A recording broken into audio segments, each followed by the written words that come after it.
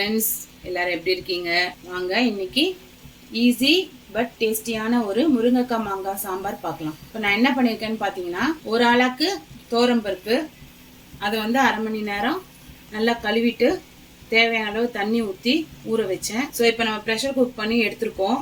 அந்த அரை மணி நேரம் ஊற வச்ச பருப்பை நம்ம குக்கரில் வேக வைக்கிறதுக்கு முன்னாடி அதில் 1 ஸ்பூன் சீரகம், 1/2 ஸ்பூன் மஞ்சத்தூள், 1/2 முக்கால் ஸ்பூன் பெருங்காயத்தூள், 1 டேபிள் ஸ்பூன் கல்லுப்பு, ஸோ இதெல்லாம் போட்டு நான் ஒரு 3-4 விசில் நம்ம பருப்பை பொறுத்து ஸோ நல்லா வேக விட்டு, இங்கே பாருங்கள் பருப்பு எப்படி மசிஞ்சிருக்குன்னு. ஸோ விசில் விட்டு எடுத்திருக்கேன்.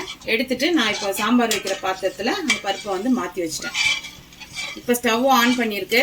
நம்ம சாம்பார் வைக்க போகிற பாத்திரத்தை ஸ்டவ் மேலே ஏற்றியாச்சு. இப்போது இந்த பருப்புமே சூடாக தான் இருக்கு. ஏன்னா இப்போ தான் ப்ரெஷர் குக்கர்லேருந்து ரிலீஸ் பண்ணி இதில் ஊற்றிருக்கேன். இப்போ இதில் நான் ஒரு 6-7 துண்டு முருங்கைக்காய் போட்டுக்கிறேன். மீடியம் சைஸ் வெங்காயம் ஒரு 2 வெங்காயம் பொடியாக நறுக்கி வச்சுருக்கேன். ஸோ அதையும் இப்போது சேர்த்துக்கிறேன். அதே மாதிரி மீடியம் சைஸ் தக்காளி 2 தக்காளி அதையும் நல்லா பொடியாக நறுக்கி வச்சுருக்கேன். அதையும் இப்போ இதோட சேர்த்து. ஆல்ரெடி நம்ம பருப்பு சூடாக தான் இருக்குது. ஸோ சூடாக இருக்க பருப்புலேயே நம்ம வெங்காயம், தக்காளி, இன்றைக்கி நான் முருங்கைக்காவும் மாங்காவும் போட போகிறேன்.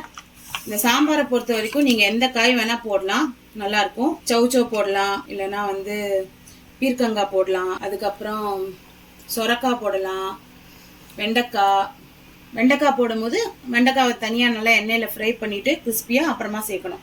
அப்படியே சேர்த்தோன்னா கொலன்னு ஆகிடும் இல்லையா, அதனால்.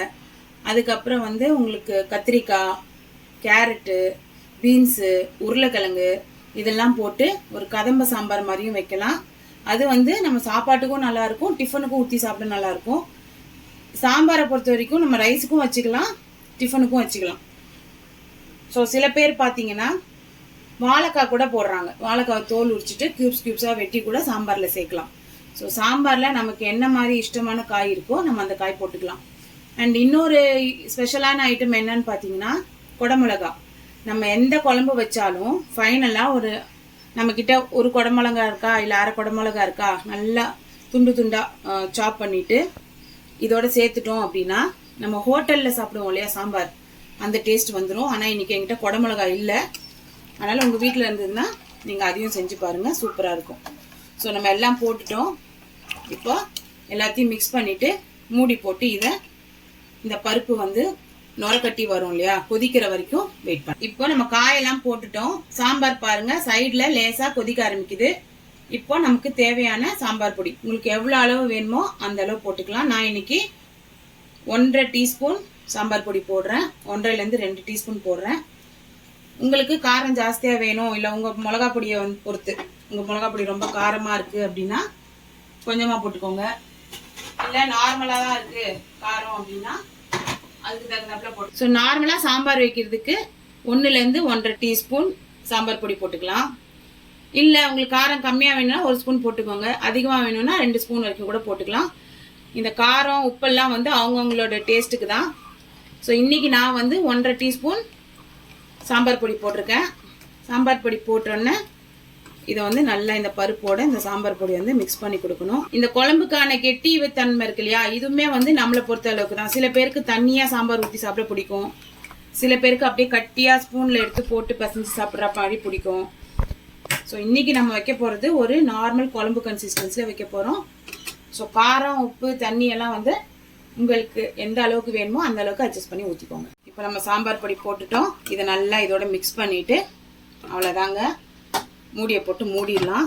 இப்போ இது நல்லா கொதிச்சு பொங்கி வரட்டும். இப்போ பாருங்க 3 நிமிஷம் தான் ஆச்சு, ஆனால் நல்லா கொதிக்க ஆரம்பிச்சிருச்சு. ஸோ இந்த டைம்ல நம்ம மூடியை போட்டு ஃபுல்லாக மூடி வச்சோம் அப்படின்னா சாம்பார் பொங்கி கீழெல்லாம் சிந்திரும். அதனால நம்ம என்ன பண்ணணும் கேட்டிங்கன்னா, ஓப்பன் பண்ணி இதை கிண்டிடுங்க. கிண்டிட்டு கரண்டியை நடுவில் வச்சு இப்போ மூடியை போடுங்க. உங்கள் ஸ்டவ்வை சிம்ல வச்சுடுங்க. இனி ஒரு 5-7 நிமிஷம் ஆகட்டும், அதுக்கப்புறம் பார்க்கலாம். ஸோ நம்ம குழம்பு சிம்ல போட்டு கரெக்டாக 7 நிமிஷம் ஆயிடுச்சு. இப்போ பாருங்க நம்ம போட்ட முருங்கைக்காவும் வெந்திருக்கு, நம்ம போட்ட வெங்காயம் இருக்கு இல்லையா நல்லா வெந்து கலர் மாதிரி இருக்கு பாருங்க, தக்காளியும் நல்லா மசிஞ்சிருச்சு. இப்போ இதுல என்ன பண்ணணும்னு கேட்டீங்கன்னா, நான் ஒரு சின்ன எலுமிச்சை பழத்துல அரை எலுமிச்சை பழம் லெமன் சைஸ் புளியை ஊற வச்சு இந்த மாதிரி நல்லா சாறு எடுத்து வச்சிருக்கேன். இப்போ இதையும் இதுக்குள்ள சேர்த்துக்கலாம்.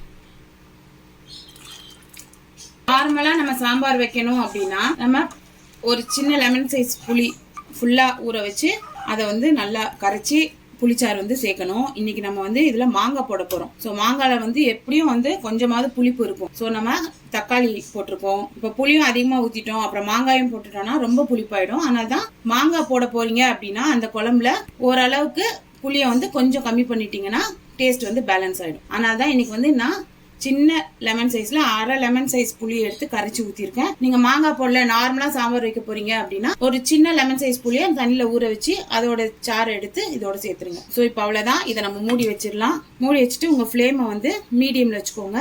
இது வந்து ஒரு 5 to 8 நிமிஷம் நல்லா கொதிக்கட்டும். கொதிச்சோன்னு பார்க்கலாம். இப்போ நம்ம புளி ஊத்தி 5 to 8 நிமிஷம் ஆயிடுச்சு. ஸோ நம்ம சாம்பார் வந்து ரெடி ஆயிடுச்சு. இப்போ நம்ம ஸ்டவ் ஆஃப் பண்ணிடலாம். ஆஃப் பண்ணிட்டு எப்பவுமே நம்ம மாங்காய் சேர்க்க போறோம் ஒரு குழம்புல அப்படின்னா அது வந்து குழம்பு கொதிக்கும் போதே நம்ம சேர்க்கக்கூடாது. ஏன்னா மாங்காய் வந்து ஃபுல்லாக வெந்து குழம்போட மசிஞ்சிடும். அப்போ மாங்காவோட தோல் மட்டும்தான் நமக்கு வந்து குழம்புல இருக்கும்.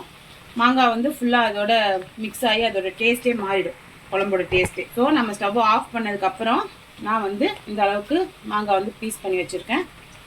அதை வந்து இப்போ இதோட சேர்த்துடுறேன். சேர்த்தப்புறம் சும்மா இந்த குழம்போட இந்த மாங்காவை மிக்ஸ் பண்ணிவிட்டு மூடியை போட்டு மூடி 5 நிமிஷம் தூக்கி ஓரமா வச்சிருங்க. இப்ப நம்ம சாம்பார் இறக்கி வச்சு 5 நிமிஷம் ஆச்சு. அந்த சூட்லயே வந்து அந்த மாங்காய்லாம் வந்து கரெக்டான பதமா வெந்து வந்துடும் சாம்பாருக்குள்ள. இப்ப நம்ம சாம்பாருக்கான தாளிப்பு போடலாம். இப்ப நான் ஸ்டவ் ஆன் பண்ணி ஸ்டவ்ல ஒரு கடாய் வச்சிருக்கேன். இதுல 2 டேபிள் ஸ்பூன் நல்லெண்ணெய் ஊத்திருக்கேன். எண்ணெய் நல்லா சூடாகட்டும். இப்ப நம்ம ஊத்தின நல்லெண்ணெய் வந்து சூடாயிடுச்சு. இதுல ஒரு 10 to 12 வெந்தயம், 1/2 ஸ்பூன் கடுகு, 1/2 ஸ்பூன் ஜீரகம், ஒரு 4 சின்ன வெங்காயம், ஒரு கொத்து கருவேப்பிலை, 2 காஞ்ச மிளகாய். இது இப்போ இந்த எண்ணெயோட சேர்த்துடலாம். வெங்காயம் நல்லா கோல்டன் ப்ரௌன் கலர் ஆகி கிறிஸ்பி ஆனோன்னா இந்த தாளிப்பத்துக்கு நம்ம சாம்பாரில் கொட்டிடணும். ஸோ பாருங்கள், நம்ம குழம்பு இறக்கி வச்சு 5 நிமிஷம் ஆச்சு. நம்ம போட்ட மாங்காய் வந்து இப்போவே வந்து ஹாஃப் குக் ஆகிடுச்சு. ஸோ நம்ம இப்போ இந்த தாளிப்பு பாருங்கள் நல்லா கோல்டன் ப்ரௌன் கலர் ஆகிடுச்சா. ஸ்டவ் ஆஃப் பண்ணிவிட்டு இப்போது இந்த சாம்பாரோட சேர்க்கணும். சேர்த்துட்டு இந்த குழம்போட மிக்ஸ் பண்ணி விட்டுருங்க. இப்போ ஒரு 5 நிமிஷம் இதை க்ளோஸ் பண்ணி நோக்கி வச்சிருங்க. நம்மளோட சாம்பார் ரெடி ஆயிடுச்சு. ஸோ இந்த சாம்பாரை உங்கள் வீட்டில் ட்ரை பண்ணி பாருங்க. செய்யறதுக்கு ரொம்ப ஈஸியாகவும் இருக்கும், ரொம்ப டேஸ்டாகவும் இருக்கும். நம்மளோட இந்த ரெசிபிஸ்லாம் பிடிச்சிருக்குன்னா நம்ம சேனலை சப்ஸ்கிரைப் பண்ணுங்க. பக்கத்தில் இருக்க பெல் ஐக்கானை கிளிக் பண்ணிக்கோங்க. இந்த சாம்பார் செஞ்சு பார்த்து உங்களுக்கு டேஸ்ட் பிடிச்சிருக்கு அப்படின்னா கீழே இருக்க லைக் பட்டன் அமுக்குங்க. உங்கள் ஃப்ரெண்ட்ஸோடையும் இந்த சாம்பாரை ஷேர் பண்ணுங்க. முக்கியமாக செஞ்சு பார்த்து நல்லா இருந்துச்சா இல்லையான்னு கமெண்ட்ல சொல்லுங்க. நெக்ஸ்ட் வீடியோவில் மீட் பண்ணலாம். பாய்.